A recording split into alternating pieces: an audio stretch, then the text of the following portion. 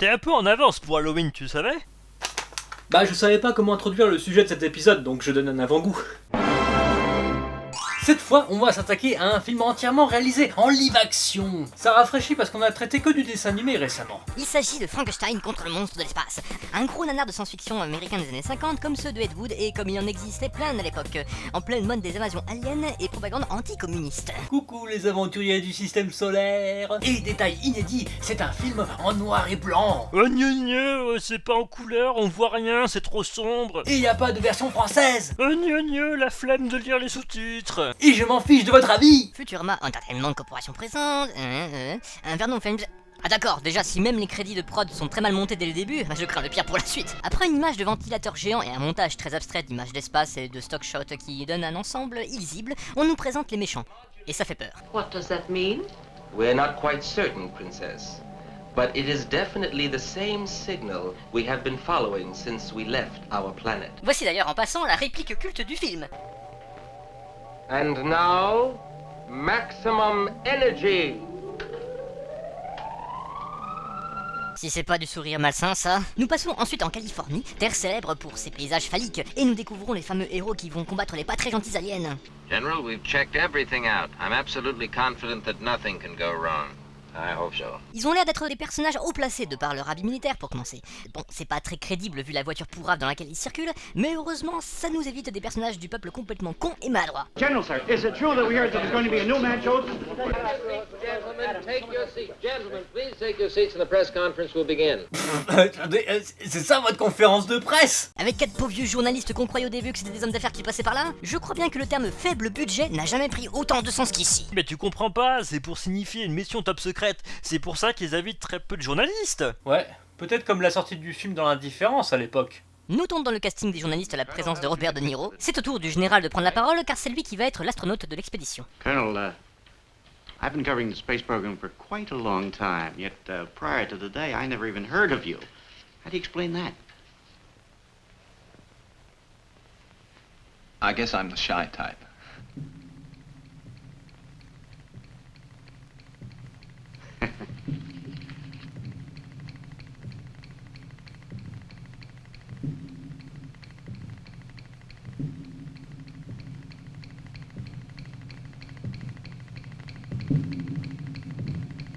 Colonel? Oui. Très bien. Je pige rien. Que se passe-t-il? Gentlemen, the Colonel wasn't kidding. He really is shy. Well, it's been a long day and we're all rather tired.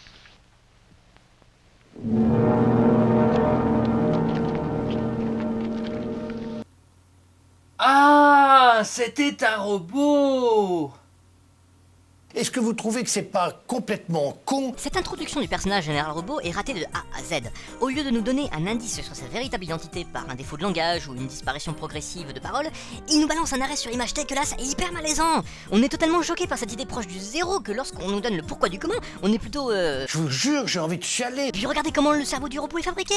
Des piles mortes et des morceaux de circuit qui baignent dans du papier mâché. Bref, des effets spéciaux vachement réalistes. Le savant explique que ce robot humain servira de cobaye pour la prochaine aventure spatiale à la découverte d'extraterrestres, ce qui permettra d'éviter le risque de pertes humaines pendant l'opération. Oui, mais si ce robot rencontre des extraterrestres et qu'il bug de la même manière lors de la conférence de presse, vous imaginez la gêne. Bonjour, je viens en paix. Pendant 5 minutes, on assiste au lancement de la fusée ainsi qu'au départ du général Robot dans sa longue et périlleuse aventure spatiale qui s'annonce. On en aurait quelque chose à foutre si ce n'était pas des images d'archives prises sur un véritable événement spatial. Let's hope your creation doesn't fall apart. Commence attack plan on the Earthship. Yes, Princess. Allez, c'est reparti pour un tour. And now, maximum energy.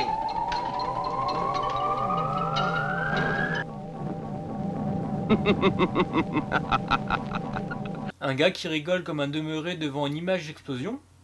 Ça ferait un bon concept pour une vidéo réaction.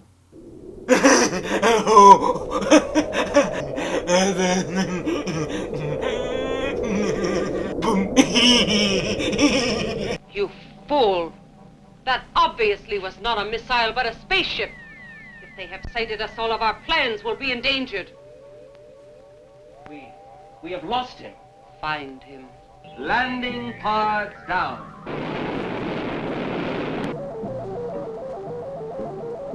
Oh là là, un tremblement de terre. Oh, ça secoue de partout. Je vois ma vie défiler.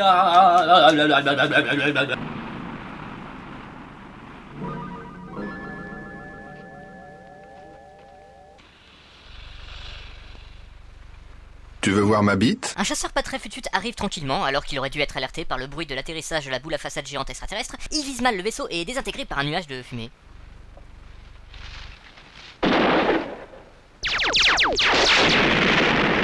Que d'action les amis! Pendant ce temps, le robot général sort indemne de sa chute et est poursuivi par un soldat alien.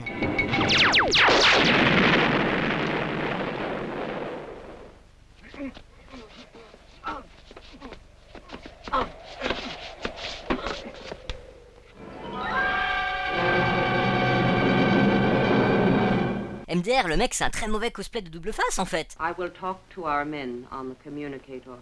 May we take this man in for treatment now, Princess? No. We will make an example of him. There can be no more failures. Bring him to Mull. Wow. Ce Mull doit être vraiment un monstre très dangereux vu leur sourire cruel.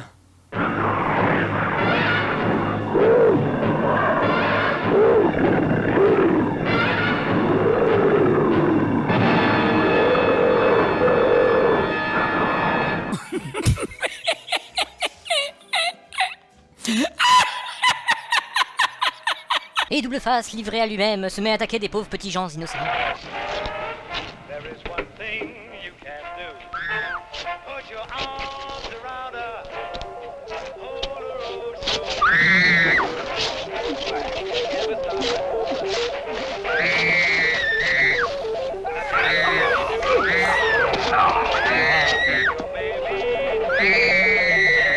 Putain, mais ces cris sont insupportables! Il faudrait qu'un jour, on explique à ces gens qui font du cinéma, entre guillemets, que les cris horrifiés de femmes montées à répétition sont tout sauf mélodieux et surtout inutiles lorsque la scène de terreur en question est d'une nullité absolue! Regardez, on entend le cri mais aucun mouvement de bouche! Elle est même en train de rigoler cette meuf, putain! Ouais bon ça suffit, je suis pas un jouet. Bon, c'est le bordel, les aliens nous envahissent, mais pour quelle raison d'ailleurs? We have no women. We have come here to this planet for one purpose only, to acquire breeding stock to repopulate our planet. Bonjour, je viens en paix et pour baiser. Et double face continue sa lente et terrifiante marche sans but. Ah, les ravages de l'alcool pour oublier l'échec de sa carrière d'acteur. If he'd had any bad experiences, he might react violently. What you're saying is that he could turn into a Frankenstein. Ah, c'est pour ça le titre du film, c'est Frankenstein, le monde de l'espace. Ah, c'est pour ça, d'accord. Ah ouais, ok. Ça s'appelle de l'escroquerie. Et puis un moment, sur une plage, une pin-up en maillot de bain, une musique des 50s, un milliardaire éco-plus lisant un journal à moitié froissé, et des soldats aliens du dimanche.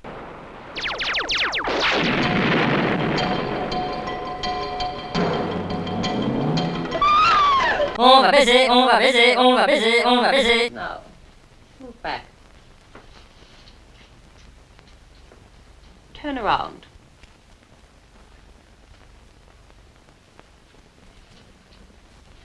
Voilà, les aliens sont contents, ils vont pouvoir baiser autre chose que leur reine frigide. La police arrive sur le lieu où le milliardaire en carton s'est fait désintégrer par les méchants. Dr. Steele, I'd like you to explain this to me. It's like the sort of specimens we picked up around Los Alamos. Non, ça c'est une crotte fluo, ne prenez pas pour des cons s'il vous plaît. It is radioactive. Alors, après toutes ces scènes d'horreur d'anthologie, vous avez bien droit à une séquence musicale de promenade en Vespa en temps réel?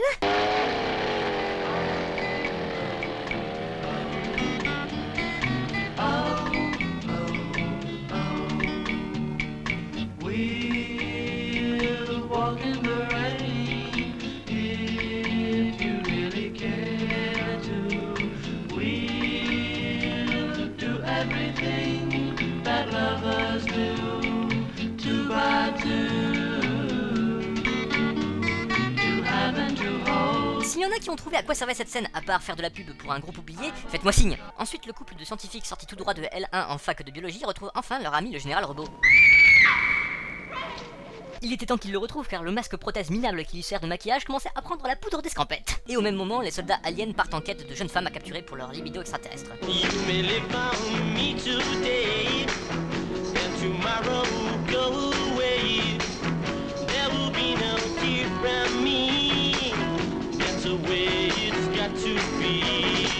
Merci de filmer des culs de femmes qui ont l'âge d'être ma grand-mère, bande de cons!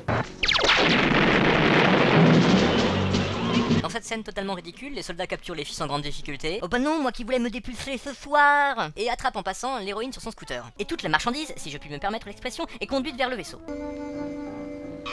Non mais ça sert à rien de les pousser, abrutis, elles avanceront pas plus vite. Regarde, elles rentrent presque dans le dos de ton collègue. Les filles sont emmenées dans la soucoupe pour être ensuite couchées sur un tapis roulant. Ça a pas l'air de les choquer plus que ça, hein. Elle par exemple, hop, elle aide son ravisseur à la porter plus facilement. Je vais sûrement crever à cause des radiations, mais Osef.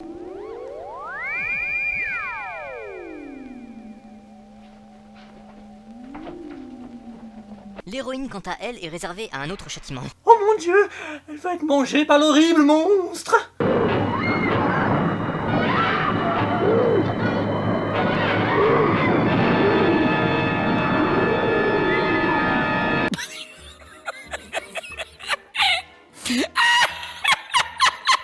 Pendant ce temps, oui je dis beaucoup pendant ce temps, mais en même temps ce sont des séquences sans intérêt avec des conversations au téléphone et des compiles d'images d'archives qui cachent tant bien que mal la misère de la production. Le gentil scientifique appelle l'armée à partir d'un poste de téléphone paumé en pleine cambrousse, mais a malencontreusement laissé en arrière son ami double face qui se fait attaquer très violemment par les soldats aliens.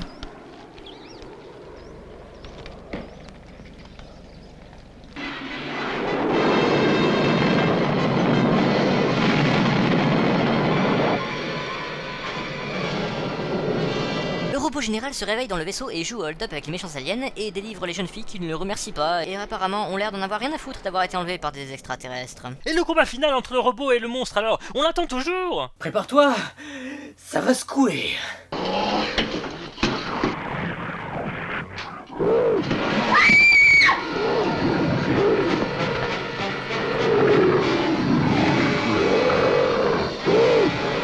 Ok Jean-Michel, vas-y, fais-moi le méchant monstre.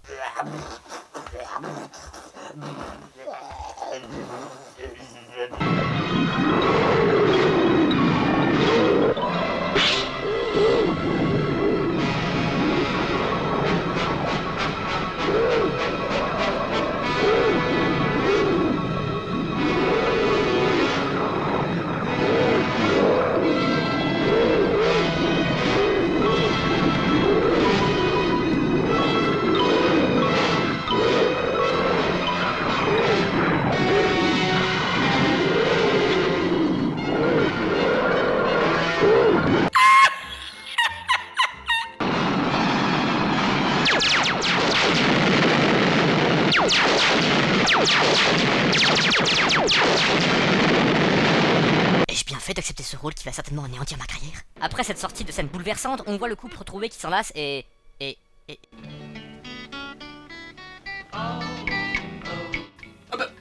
Ah bah c'est fini. Meilleure fin de tous les temps. Ce n'est pas seulement le côté amateur et fauché du produit qui m'a impressionné, c'est aussi le fameux titre Frankenstein contre le monstre de l'espace.